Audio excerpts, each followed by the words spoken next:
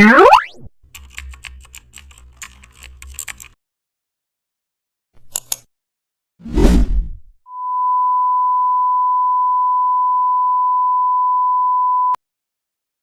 back to the channel. Don't forget to like, share and subscribe for more updates. Today we are explore an amazing topic of Photoshop, how to create business analytics visual using custom shapes. We start by creating modular shapes blocks. Now bars and lines simulate analytics.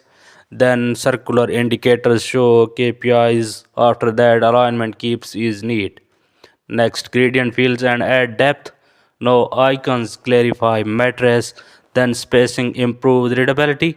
After that, shadows add hierarchy. Next, shapes are grouped logically. Now text is framed clarity. Then contrast is refined. After that, colors stay professional.